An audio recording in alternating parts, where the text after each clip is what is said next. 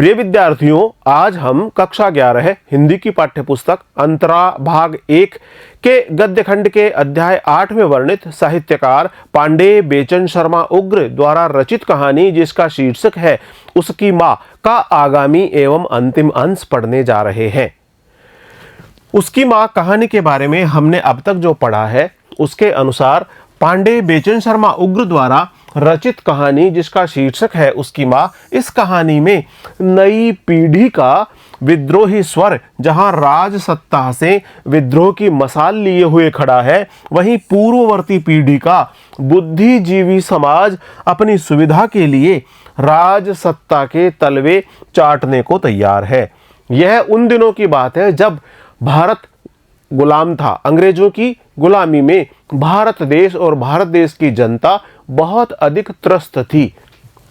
उस समय जो नई पीढ़ी है, नई पीढ़ी तत्कालीन अंग्रेजी सत्ता से, अंग्रेजी शासन से बहुत अधिक विद्रोह का स्वर लिए हुए थी।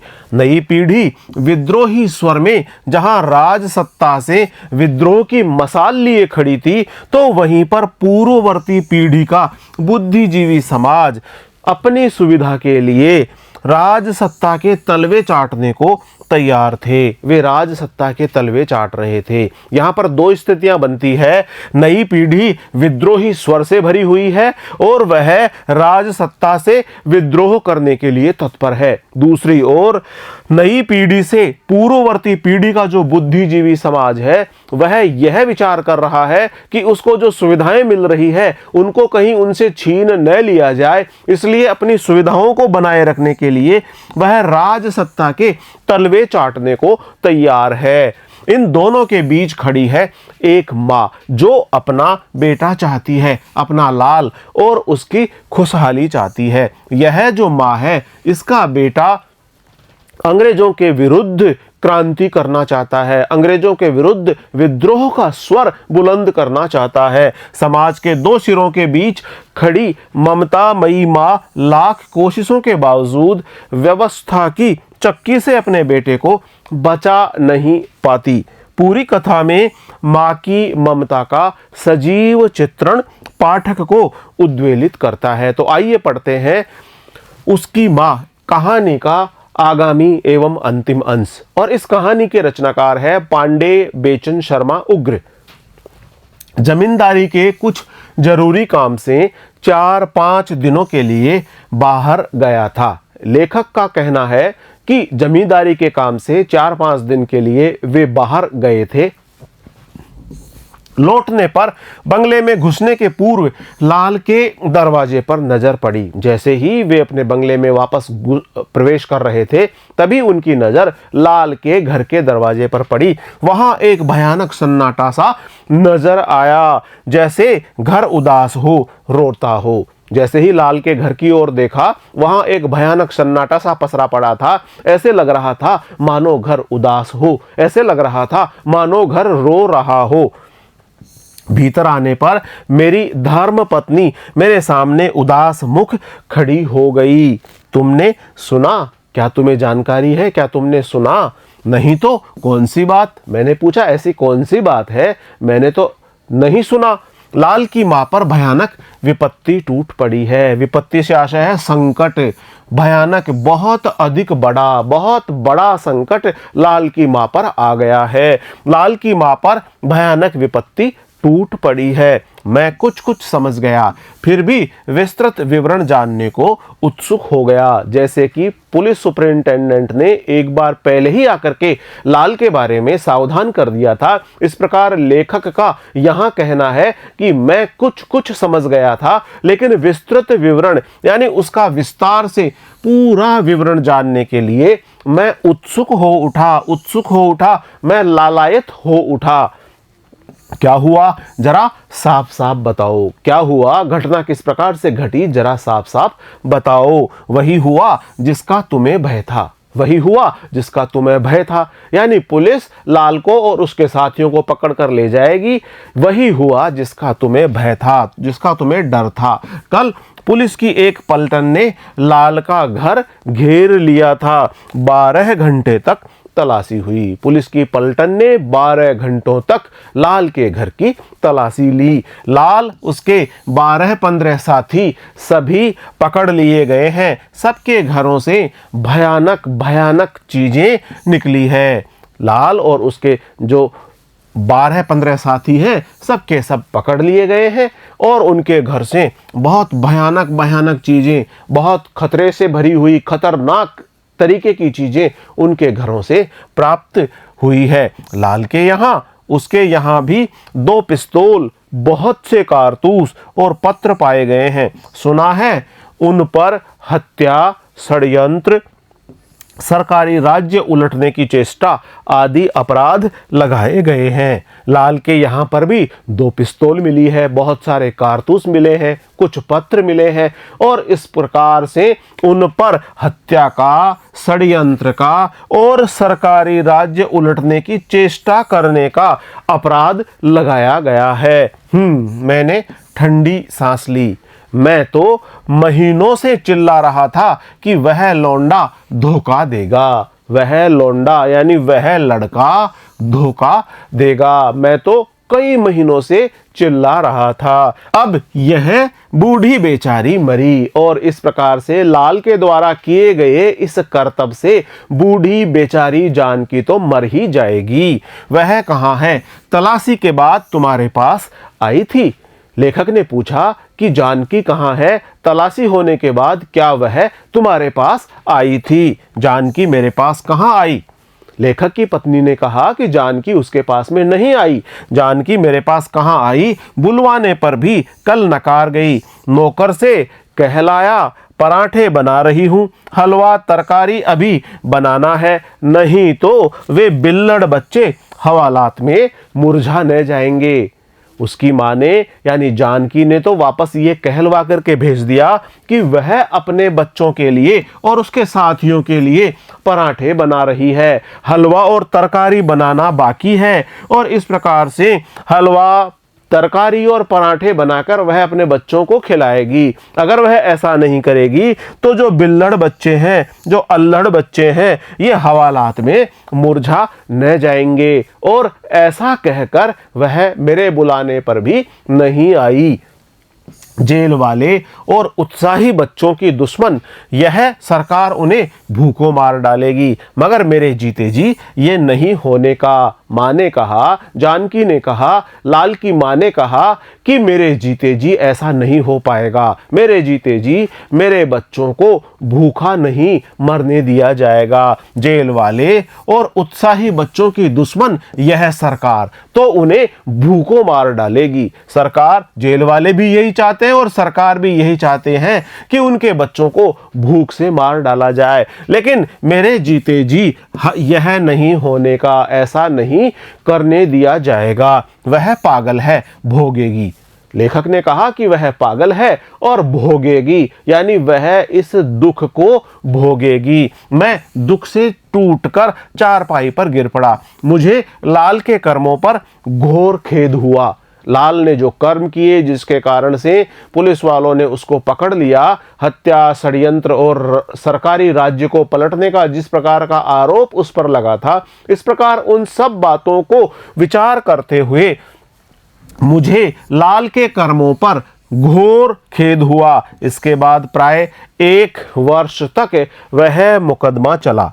कोई भी अदालत के कागज उलटकर देख सकता है। सीआईडी ने और उनके प्रमुख सरकारी वकील ने उन लड़कों पर बड़े बड़े दोषारोपण किए। जो विशेष अनुसंधान अपराध अनुसंधान शाखा है, सीआईडी है, उसने और उसके प्रमुख सरकारी वकील ने उन लड़कों पर बड़े बड़े दोषारोपण किए, बहुत बड़े बड़े दोष मंड दिए। उन्होंने चारों ओर गुप्त समितियां कायम की थी। उन पर जो दोष लगाए गए थे उसमें प्रमुख रूप से ये सब बातें थी कि उन लोगों ने चारों ओर गुप्त समितियां कायम की थी, खर्चे और प्रचार के लिए डाके डाले थे, सरकारी अधिकारियों के यहाँ रात में छापा मारकर शस्त्र एकत्र किए थे। उन्होंने न जाने किस पुलिस के दरोगा को मारा था और न जाने कहां, न जाने किस पुलिस सुपरिंटेंडेंट को।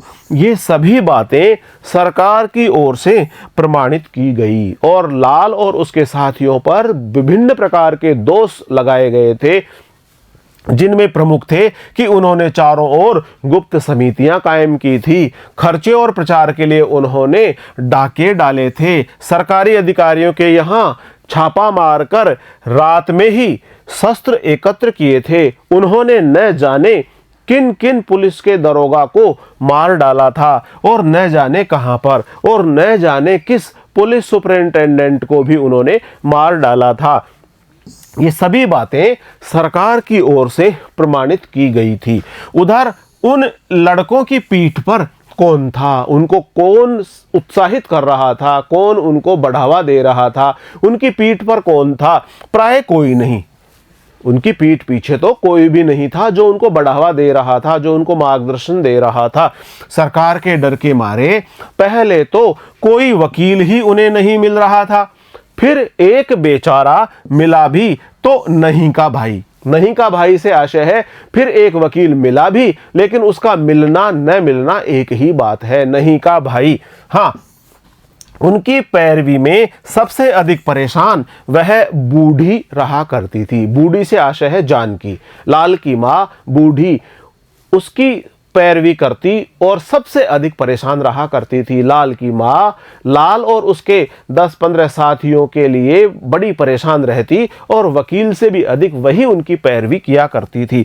वह लोटा, थाली, जेवर आदि बेच बेचकर सुबह शाम उन बच्चों को भोजन पहुंचाती। उसने घर के सारे बर्तन बेच दिए, जेवर बेच दिए और वह सुबह शाम उन बच्चों को भोजन पहुंचाने का काम करती। फिर वकीलों के यहाँ जाकर दांत निपोरती, गिड़गिड़ाती, कहती सब झूठ है। वह बच्चों को भोजन पहुंचाती और उसके पश्चात वकीलों के पास चली जाती अपने बच्चों को दोष मुक्त सिद्ध करने के लिए, और वह वकीलों के समक्ष जाकर दांत निपोरती, गिड़गिड़ाती और वह कहती कि सब झूठ है। वह उनसे विनती करती, आग्रह करती और कहती कि सब झूठ है।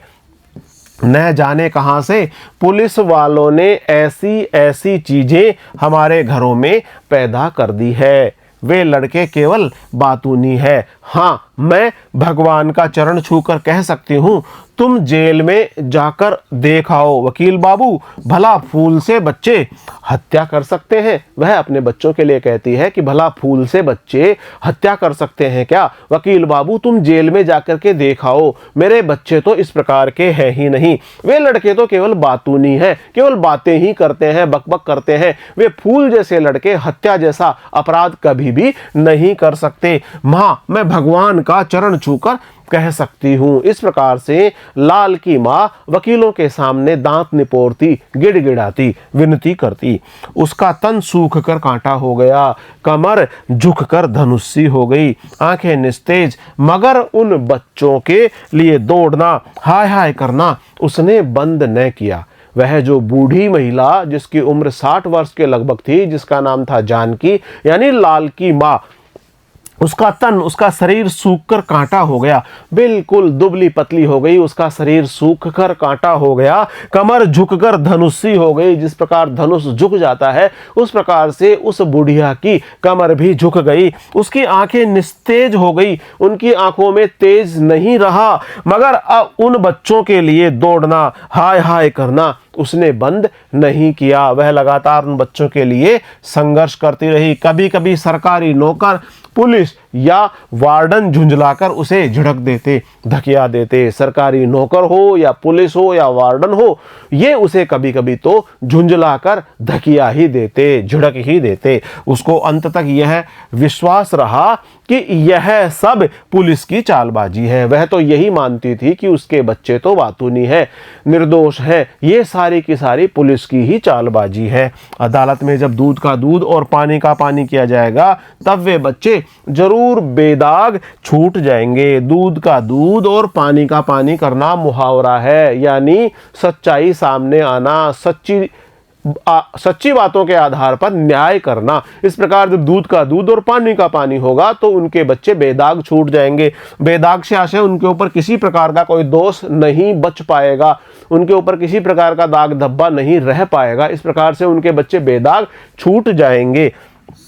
वे फिर उसके घर में लाल के साथ आएंगे और उसके बाद में लाल के साथ में वे उसके साथी सभी मिलकर के उसके घर में आएंगे। पहले की तरह बातें करेंगे, हो हल्ला करेंगे, उसे माँ कहकर पुकारेंगे और उसे माँ कहकर भी संबोधित करेंगे। माँ माँ कहकर उसको पुकारेंगे। मगर उस दिन उसकी कमर टूट गई जिस दिन ऊंची अदालत ने भी लाल को, उस बंगड़ लठैत को तथा 2 और लड़कों को फांसी और 10 को 10 वर्ष से 7 वर्ष तक की कड़ी सजाएं सुना दी। जिस दिन सजा सुना दी गई उस दिन तो उसकी कमर ही टूट गई, वह पूरी तरह से टूट गई, उसकी कमर ही टूट गई। जिस दिन ऊंची अदालत ने लाल को, उस बंगड़ लठैत को, बंगड़ से आशय है जो बहुत अधिक बातूनी हो, बहुत अधिक शरारती हो, खूब बोलने वाला हो, उस बातूनी लठैत को तथा 2 और लड़कों को फांसी की सजा सुना दी गई।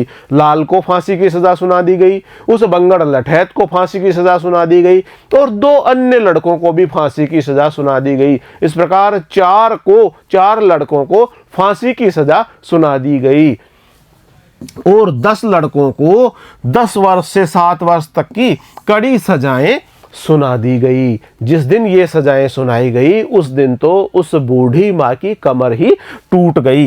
वह अदालत के बाहर झुकी खड़ी थी। बच्चे बेड़ियां बजाते, मस्ती से झूमते बाहर आए। ये सभी बच्चे आज़ादी के परवाने थे, स्वतंत्रता के लिए मर मिटने वाले थे, आज़ादी के भावों से भरे हुए थे।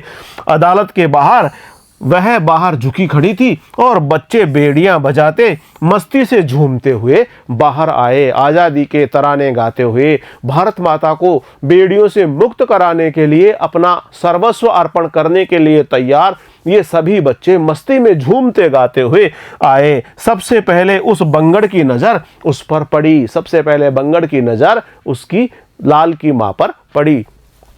माँ, वह मुस्कराया। अरे हमें तो हलवा खिला खिला कर तूने गधे सा तगड़ा कर दिया है, तूने तो हमें गधे सा यानी खूब अधिक तगड़ा कर दिया है। तुमने हमें खूब हलवा खिलाया है और तुमने हमें खूब ही बलशाली बना दिया है, खूब तगड़ा बना दिया है। ऐसा कि फांसी की रस्सी टूट जाए। जब फांसी पर हम लोग चढ़ेंगे तो हमारी इस ज़्यादा वजन से और हमारे ज़्यादा बल से ऐसा भी हो सकता है कि फांसी की रस्सी ही टूट जाए, ऐसा कि फांसी की रस्सी टूट जाए और हम अमर के अमर बने रहें। मगर तू स्वयं सूख कर कांटा हो गई है। अरे तुमने तो हमको हलवा खिलाकर खूब तगड़ा, मोटा और बलवान बना दिया है, लेकिन तुम स्वयं तो सूख कर कांटा हो गई हो। क्यों पगली, तेरे लिए घर में खाना नहीं है क्या? माँ, क्या तू खाना नहीं खाती है क्या? पगली, क्या तेरे लिए खाना नहीं है क्या? माँ, उसके लाल ने कहा, तू भी जल्द वहीं आना जहां हम लोग जा रहे हैं। जैसा कि लाल को फांसी की सजा हुई थी, मृत्यु दंड मिला था, इस प्रकार लाल अपनी मां को संबोधित करते हुए कहता है कि जब हमें मृत्यु दंड मिल जाएगा, जब हम इस संसार को छोड़कर दूसरी दुनिया में चले जाएंगे, मां से वह कहता है कि मां तू भी जल्दी वहीं आ जाना जहां हम लोग जा रहे हैं, तू भी जल्द वहीं आना जहां हम लोग जा रहे हैं। यहां से थोड़ी ही देर का रास्ता है माँ, एक सांस में पहुंचेगी। और लाल ने अपनी माँ से कहा कि एक सांस में ही इस लोक से दूसरे लोक में पहुंच जाएगी, इतनी ही देर का रास्ता है, हम भी वहीं जा रहे हैं और तुम भी वहीं पर आ जाना। वहीं हम स्वतंत्रता से मिलेंगे, वहीं हम आज़ादी से मिलेंगे, वहीं हम स्वतंत्रता से मिलेंगे, तेरी गोद में खेलेंगे, तुझे कंधे पर उठाकर इधर से उधर दौड़ते फिरेंगे। इस प्रकार से आज़ादी के दीवाने, स्वतंत्रता के ये परवाने अपनी मां को संबोधित करते हुए कहते हैं कि वे देश के लिए, मातृभूमि की रक्षा के लिए अपने आप का सर्वोच्च बलिदान दे रहे हैं। समझती है, वहां बड़ा आनंद है, वहां पर बहुत बड़ा आनंद है। आएगी न माँ? बंगड़ ने पूछा आएगी न माँ? आएगी न माँ? लाल ने पूछा। लाल ने भी ठीक वैसा ही प्रश्न किया। आएगी न माँ? लाल ने पूछा। आएगी न माँ? फांसी दंड प्राप्त दो दूसरे लड़कों ने भी पूछा, और सब के सब जिनको फांसी मिली थी सब ने पूछा आएगी न माँ? आएगी न माँ? और वह टुकुर टुकुर उनका मुंह ताकती रही। और लाल की माँ उन चारों जिनको फांसी की सजा हुई थी उन चारों का मुंह टुकुर टुकुर ताकती रही। बाकी अन्य लड़कों का भी वह मुंह टुकुर टुकुर ताकती रही। तुम कहां जाओगे पगलों, तुम कहां जाओगे? जब से लाल और उसके साथी पकड़े गए तब से शहर या मोहल्ले का कोई भी आदमी लाल की माँ से मिलने से डरता था। कोई भी मोहल्ले का आदमी लाल की माँ से नहीं मिलता था। न तो उस शहर का न उस मोहल्ले का कोई भी आदमी लाल की माँ से मिलने से भी डरता था। उसे रास्ते में देखकर जाने पहचाने बगले झांकने लगते। मेरा स्वयं अपार प्रेम था उस बेचारी बूढ़ी पर, मगर मैं भी बराबर दूर ही रहा। लेखक ने कहा कि मेरा खुद का भी मेरा स्वयं का भी लाल की माँ जानकी पर बहुत अधिक स्नेह था, बहुत अधिक प्रेम था उस बेचारी बूढ़ी पर, मगर मैं भी बराबर दूर ही रहा। कौन अपनी गर्दन मुसीबत में डालता, कौन अपनी गर्दन मुसीबत में डालता। जैसा कि नई पीढ़ी विद्रोह की मसाल लिए हुए खड़ी है, लेकिन जो पूर्ववर्ती तथा कथित बुद्धिजीवी पीढ़ी है वह अपनी सुविधाओं के छिन जाने के भय से दूर रहती है। और इस प्रकार लेखक भी कहता है कि कौन अपनी गर्दन मुसीबत में डालता। विद्रोही की मां से संबंध रखकर कौन अपनी गर्दन को मुसीबत में डालता। उस दिन ब्यालू करने के बाद कुछ देर के लिए पुस्तकालय वाले कमरे में मैं गया। लेखक कहते हैं कि ब्यालू करने के बाद, ब्यालू से आशय है रात्रिकालीन भोजन, रात का जो भोजन है, सायंकाल के बाद जो भोजन किया जाता है जिसे ब्यालू कहा जाता है। उस दिन ब्यालू करने के बाद कुछ देर के लिए पुस्तकालय वाले कमरे में लेखक गया, किसी महान लेखक की कोई महान कृति क्षण भर देखने के लालच से, किसी महान लेखक की कोई महान कृति, महान रचना, महान ग्रंथ पढ़ने के लालच से लेखक गया। मैंने मेजनी की एक जिल्द निकाल कर उसे खोला। एक बहुत बड़े साहित्यकार, लेखक, दार्शनिक मेजनी की एक जिल्द निकालकर, एक पुस्तक निकाल करके उसे खोला। पहले ही पन्ने पर पेंसिल की लिखावट देखकर चौंका। ध्यान देने पर पता चला वे लाल के हस्ताक्षर थे। मुझे याद पड़ गया। जैसे ही मैंने मेजनी वाली पुस्तक खोली, उसकी जिल्द के पहले ही पन्ने पर मैंने देखा उस पर लाल के हस्ताक्षर अंकित थे।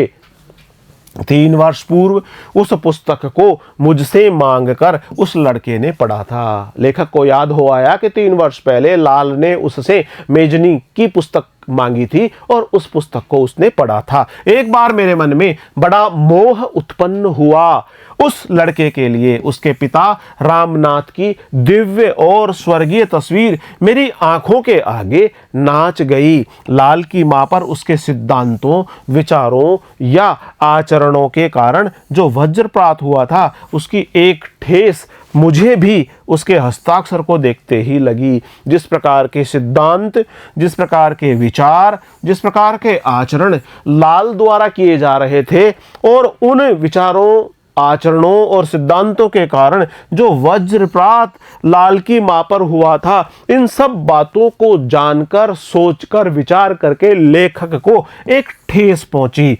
और उसके हस्ताक्षर को देखते ही, यानी लाल के हस्ताक्षरों को देखते ही लेखक के मन को ठेस पहुंची। मेरे मुंह से एक गंभीर, लाचार, दुर्बल सांस निकलकर रह गई। लेखक के मुंह से एक गंभीर, लाचार, दुर्बल सांस निकलकर रह गई।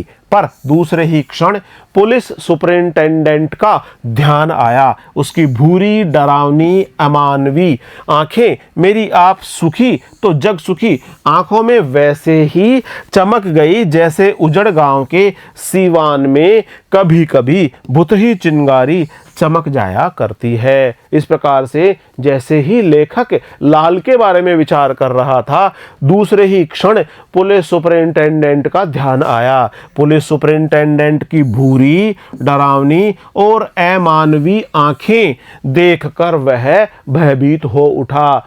लेखक ने सोचा कि आप सुखी तो जग सुखी, और इस प्रकार से उसने भी उस स्थिति को भांपते हुए आंखों में वैसी ही चमक आई जैसे उजड़ गांव के सिवान में कभी कभी भूत ही चिंगारी चमक जाया करती है। जैसे गांव में कई बार चिंगारी से आग लग जाती है, थोड़ी सी चिंगारी से ही खूब सारी आग चमक सी जाती है।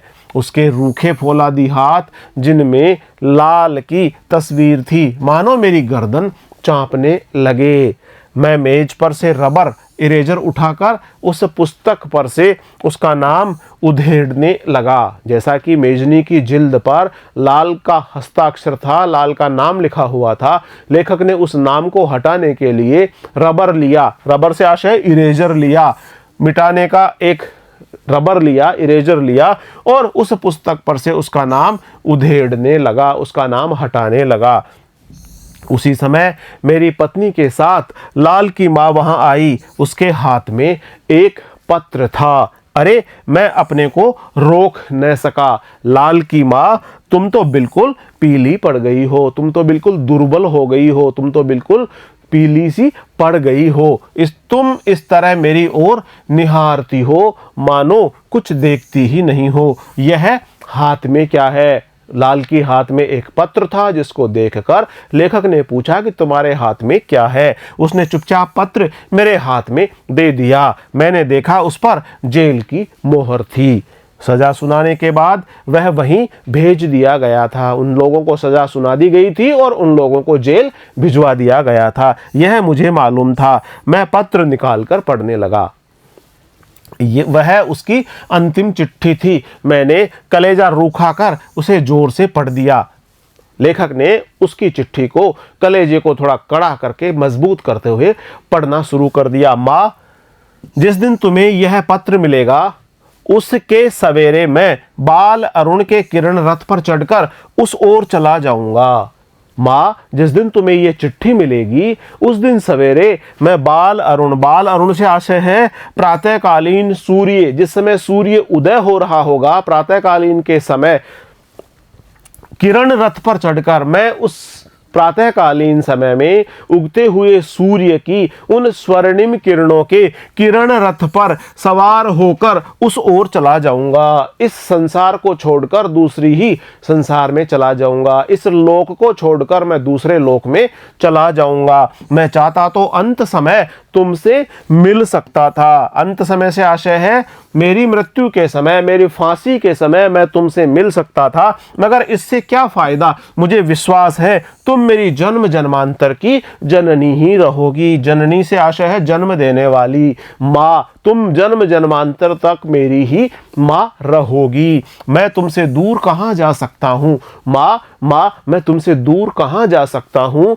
जब तक पवन सांस लेता है, सूर्य चमकता है, समुद्र लहराता है, तब तक कौन मुझे तुम्हारी करुणामयी गोद से दूर खींच सकता है? लाल ने उस चिट्ठी में लिखा कि माँ, मैं तुझसे दूर कहाँ जा सकता हूँ माँ? जब तक पवन सांस लेता है, पवन से आशय है वायु, वायु सांस लेता है, सूर्य चमकता है, समुद्र लहराता है, तब तक कौन मुझे तुम्हारी करुणामय गोद, करुणा से भरी हुई तुम्हारी गोद से दूर खींच सकता है? कोई भी मुझे दूर नहीं खींच सकता तुम्हारी करुणामयी गोद से। दिवाकर थमा रहेगा। दिवाकर से आशय है सूर्य, सूर्य थमा रहेगा, अरुण रथ लिए जमा रहेगा। जब तक मेरे प्राण नहीं निकलेंगे तब तक सूर्य अपनी स्वर्णिम किरणों के साथ में थमा रहेगा। मैं, बंगड़, वह, यह सभी तेरे इंतजार में रहेंगे। मैं भी, यानी लाल भी, बंगड़ भी और उसके दोनों साथी यह और वह, हम चारों के चारों तुम्हारी प्रतीक्षा में, तुम्हारे इंतजार में हमेशा रहेंगे। हम मिले थे, मिले हैं, मिलेंगे। हाँ माँ, माँ, हम मिले थे, हम मिले हैं और हम मिलेंगे। हाँ माँ, तेरा लाल, तेरा लाल, तेरा लाल। कांपते हाथ से पढ़ने के बाद पत्र को मैंने उस भयानक लिफाफे में रख दिया। जिस लिफाफे में पत्र था उसी लिफाफे में मैंने पुनः उस पत्र को रख दिया। मेरी पत्नी की विकलता हिचकियों पर चढ़कर कमरे को करुणा से कंपाने लगी। इस पत्र को सुनकर लेखक की पत्नी भी करुणा से भर उठी और वह भी उस कमरे में अपनी सिसकियों की आवाज उत्पन्न करती हुई उस वातावरण को करुणामय बनाने लगी। मगर वह जानकी ज्यों की त्यों लकड़ी पर झुकी पूरी खुली और भावहीन आंखों से मेरी ओर देखती रही, मानो वह उस कमरे में थी ही नहीं। क्षण भर बाद हाथ बढ़ाकर मौन भाषा में उसने पत्र मांगा और फिर बिना कुछ कहे कमरे के फाटक के बाहर हो गई, डुगुर डुगुर लाठी टेकती हुई। इसके बाद शून्य सा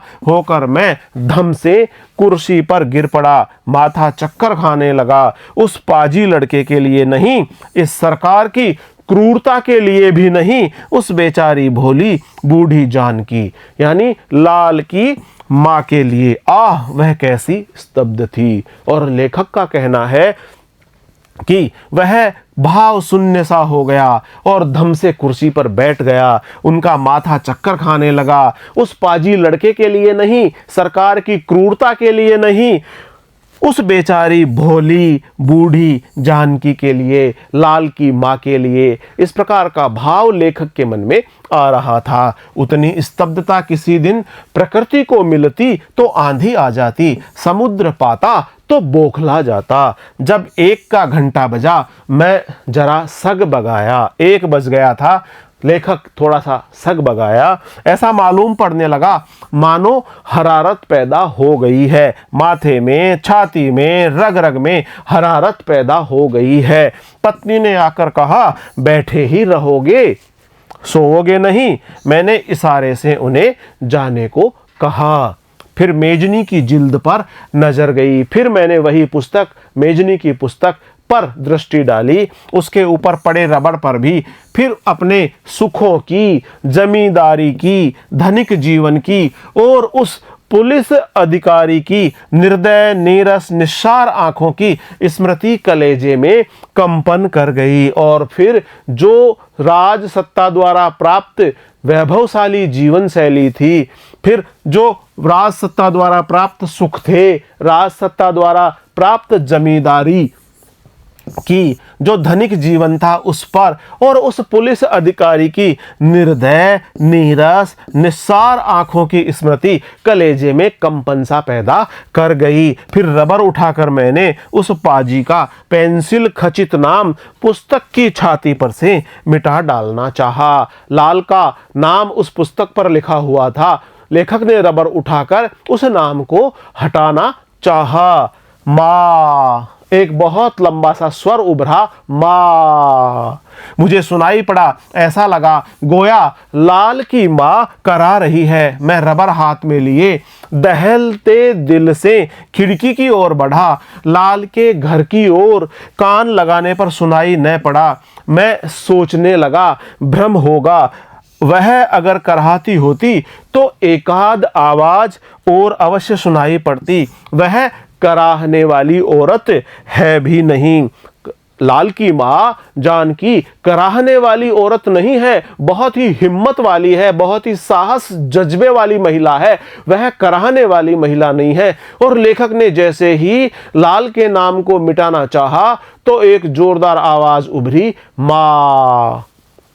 रामनाथ के मरने पर भी उस तरह नहीं घिघियाई जैसे साधारण स्त्रियां ऐसे अवसरों पर तड़पा करती है। मैं पुनः सोचने लगा, वह उस नालायक के लिए क्या नहीं करती थी। खिलौनों की तरह, आराध्य की तरह उसे दुलारती और संवारती फिरती थी। वह अपने लाल के लिए क्या नहीं करती थी। खिलौनों की तरह, अपने आराध्य की तरह उसे दुलारती, उसे संवारती।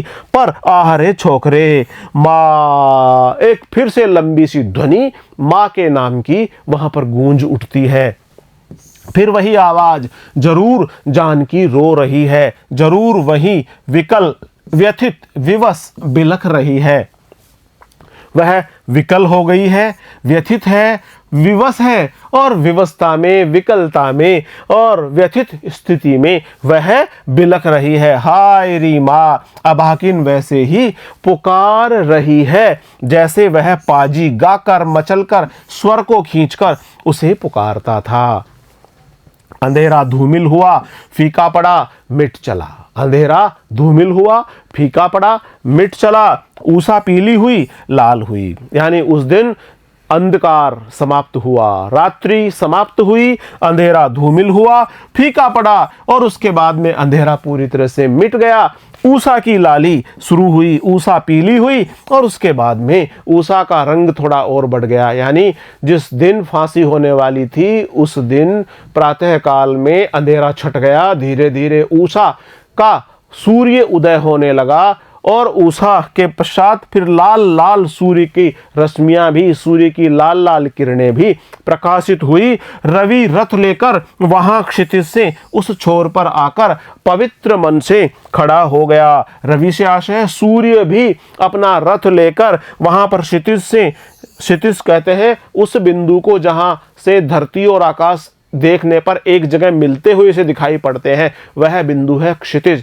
ऐसे लग रहा था मानो रवि अपना रथ लेकर वहां क्षितिज से उस छोर पर आकर पवित्र मन से खड़ा हो गया। मुझे लाल के पत्र की याद आ गई। माँ, एक बार फिर बहुत लंबी सी ध्वनि माँ शब्द का उच्चारण करते हुए सुनाई पड़ी। मानो लाल पुकार रहा था, मानो जानकी प्रतिध्वनि की तरह उसी पुकार को गा रही थी। मेरी छाती धक धक करने लगी। मैंने नौकर को पुकार कर कहा, देखो तो लाल की माँ क्या कर रही है। जब वह लौट कर आया तब मैं एक बार पुनः मेज और मेजनी के सामने खड़ा था, हाथ में रबर लिए उसी उद्देश्य से। लेखक हाथ में रबर लिए हुए मेजनी की पुस्तक पर खड़ा था, मेज के नज़दीक खड़ा था। उसका उद्देश्य था लाल के द्वारा लिखे गए अपने हस्ताक्षर को, यानी लाल के हस्ताक्षर को रबर से मिटा देना, रबर को इरेजर से समाप्त कर देना। और लेखक ने अपने नौकर को भिजवाया था कि वह जानकी की खबर लेकर आए कि वह कहाँ है, क्या कर रही है। उसने घबराए स्वर में कहा।